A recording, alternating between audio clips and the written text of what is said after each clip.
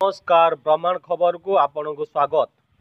उत्तक्त लोके माने तंबू चिरिबा सहित नाम फलक और मंच भांगी देबारु बुगुड़ा ब्लॉक आदर्श विद्यालय उद्घाटन कार्यक्रम को शेष मुहूर्त में बातिल करी दिया जाइछि।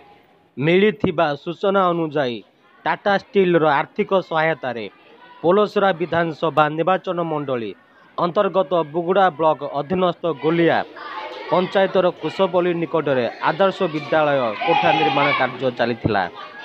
निर्माण कार्य संपूर्ण हेबा पर आज अपराह्न 3 घंटा समय कोठा को उद्घाटन करने कार्यक्रम स्थिर करा जायथिला एवं एथि सकाशे पोलसरा निर्वाचन मंडली विधायक श्रीकांत साहू को मुख्य अतिथि भाव निमंत्रण मध्य करा जायथिला।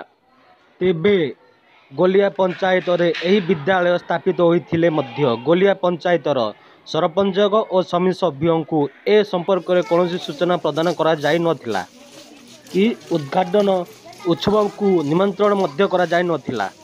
विधायकों पाखापाखि 5 वर्ष कार्यकाल बीतवाक जाइथिले मध्य विधायक पांठुरु कौनसी काम दिया जाय नहीं एवं पंचायतर विभिन्न उन्नतमूलक कार्य विधायक बाधा सृष्टि करिबा बिल अटकाइबा भली कार्यकलाप और पुलिस द्वारा मिथ्या मकदमा देवा जोगु फल गोलिया ग्राम पंचायतर उत्तक्त लोके माने उद्घाटन उत्सव आरंभ पूर्व सभास्थल में पहुंची तंबू चिरी देवा सहित फलक और सभा मंच को भांगी देइथिले।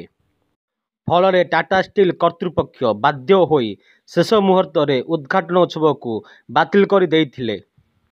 एही घटना बुगुड़ा अंचल अप्रीतिकर परिस्थिति सृष्टि करिछि। बुगुड़ारू रोहित प्रधान को रिपोर्ट ब्रह्मांड खबर।